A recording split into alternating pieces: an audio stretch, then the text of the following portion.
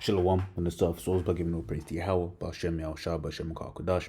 Double honors to the apostles of great Milson, and honors to you brothers doing the work of the Most High in truth and in sincerity.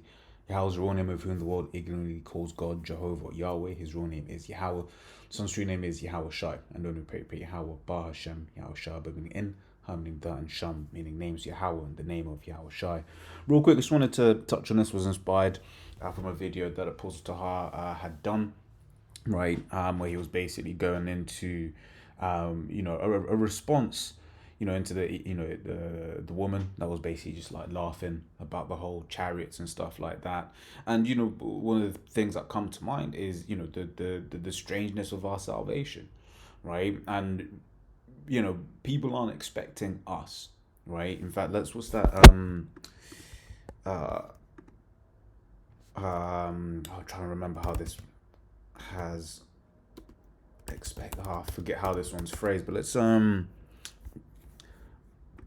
one crown. Yes, that's it, right?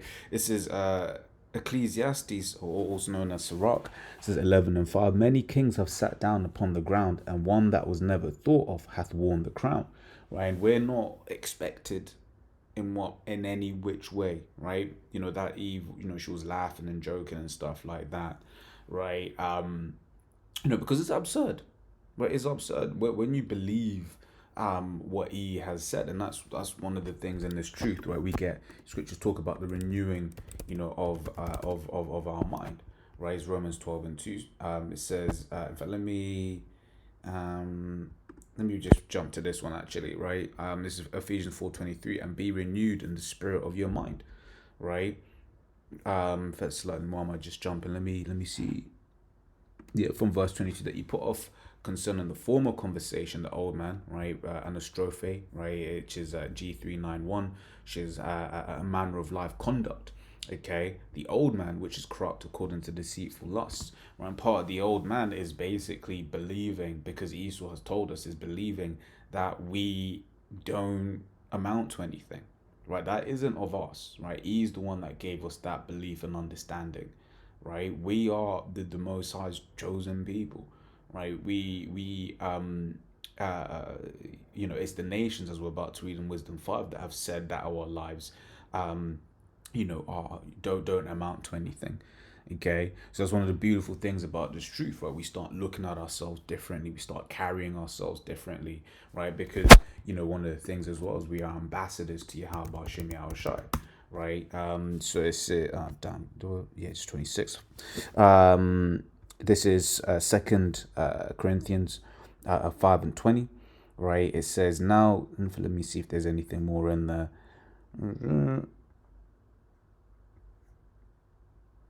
Oh yeah, let's jump from here, right? So 2 Corinthians 5:20 says, now then we are ambassadors for Mashiach, as though the Most High did beseech you by us.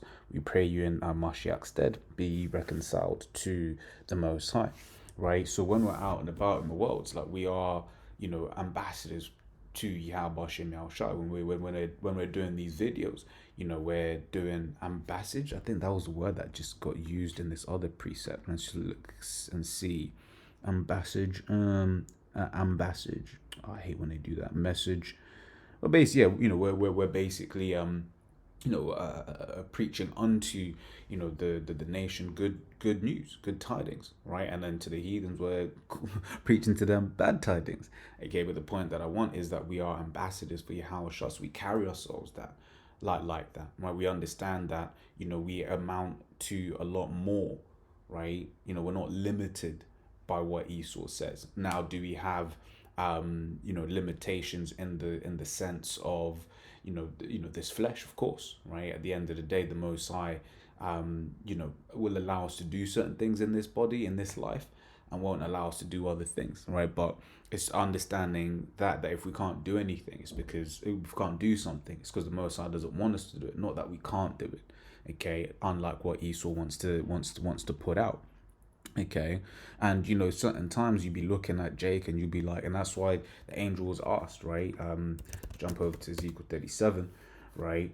Sometimes you will look at Jake and you can understand why it is so absurd when we're going out there and saying,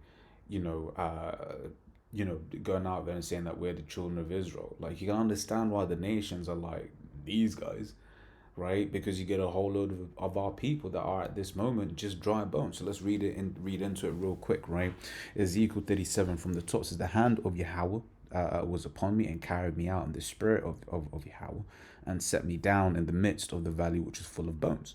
Okay, right? A valley represents a low land, which is referring to America, right? So then he caused me to pass by round, and he caused me to pass by round about, and behold, there were very many in the open valley, and lo, they were very dry, right?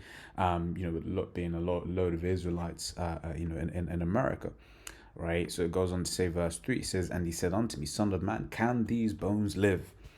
Right? And when you be looking at Jake certain times, you're like, man, can these bones live? You be seeing Jakes with tats all up on their face, right? Eve's with septum rings and all that and the other, right?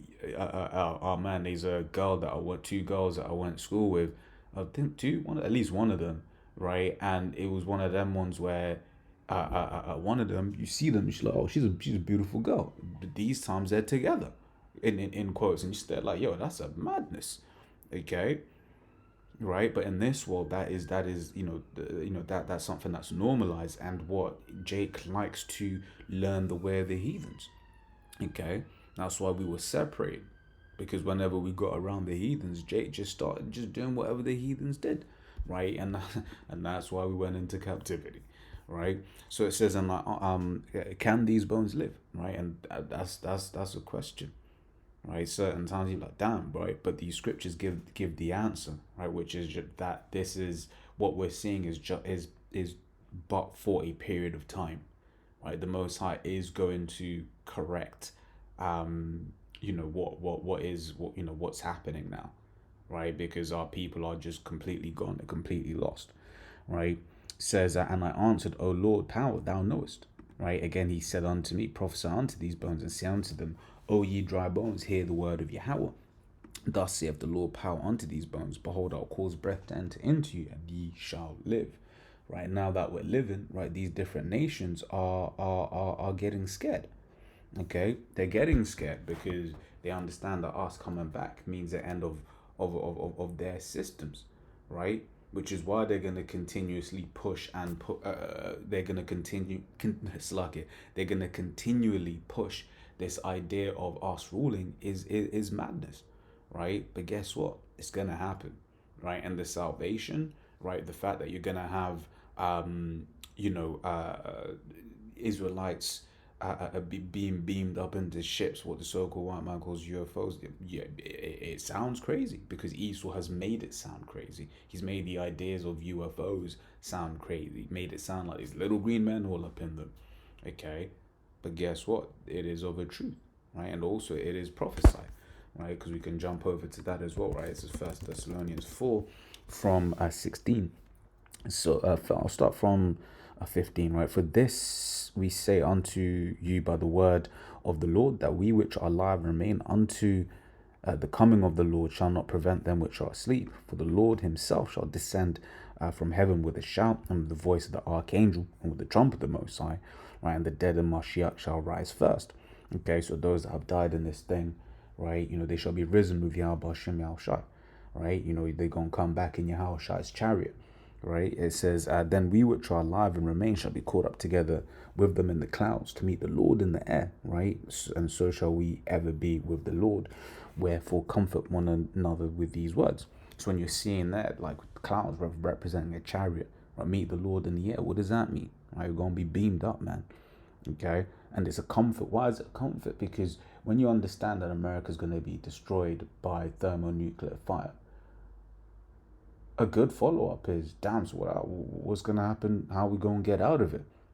Right, and the chariots give you the answer. Right, the elect of the Lord are going to be beamed up, right, and then that's how they're going to get out of this, this nightmare, if you will, because scriptures talk about it's going to be like a time like never before, and this destruction is going to be, this destruction is going to be something else, right? But that's is going to be a strange sight, especially for a people that have basically been going around. We just read Ezekiel 37, right? But funny enough, in 36, right, the chapter before, right, the Lord's just going into just how we were just, we would just pollute, profane in the name of the Lord wherever we went.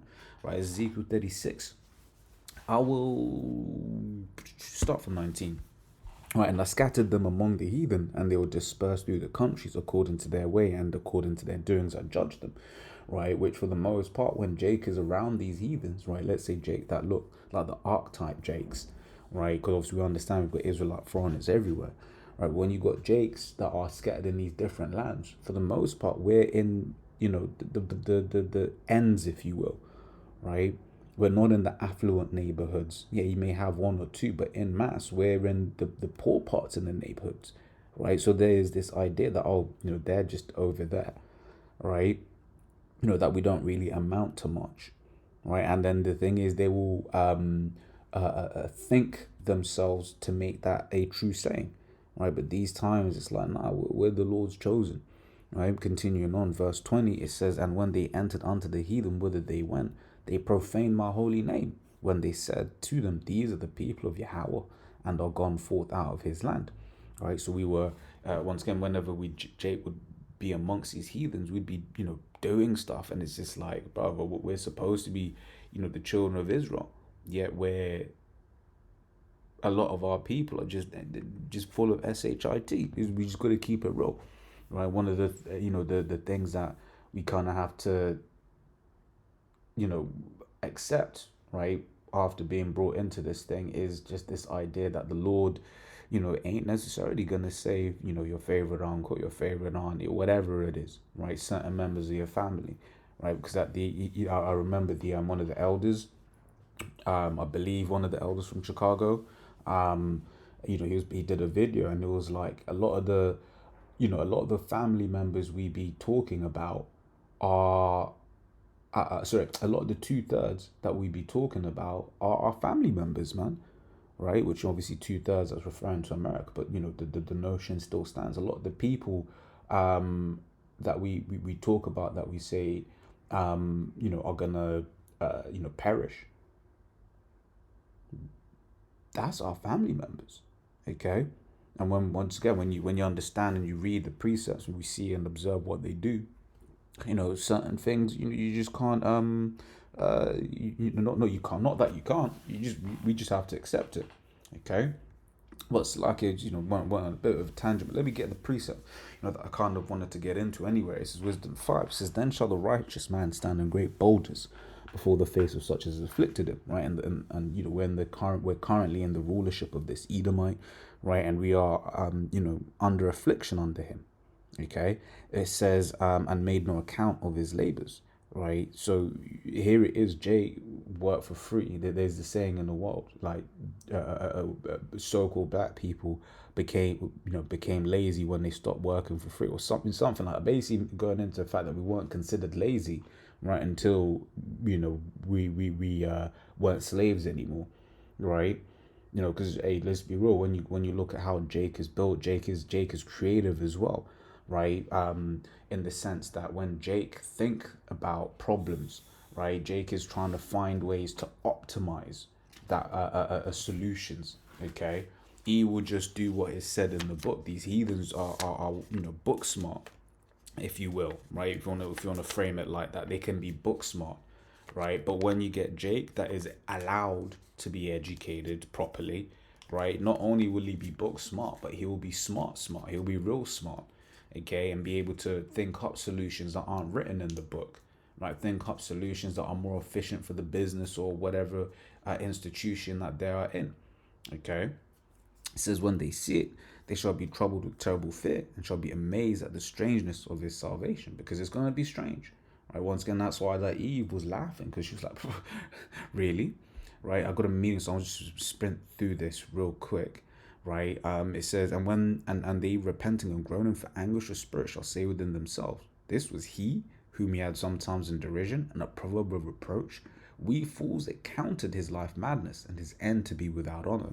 How is he numbered among the children of the Most High, and his lot among the saints? Right? And that's it. That's the question they're out there. Like, we're not the one expected, right? They don't think we can amount to anything, right? And certain times you'll be, like I said, you'll be around Jake, right? You'll be around you'll be seeing your family, and you'll be like, yeah, like for real, we're supposed to be the Lord's chosen. You read Isaiah 1, right, as an example, right? You read yeah, that's a good one, right? Isaiah 1, right, speaking about the whole head being sick, okay, and that's it, right? But it's a good chapter to go into, the topic itself. Something that you can kind of build a longer, more in depth lesson on. But let's say I've got a meeting any minute now.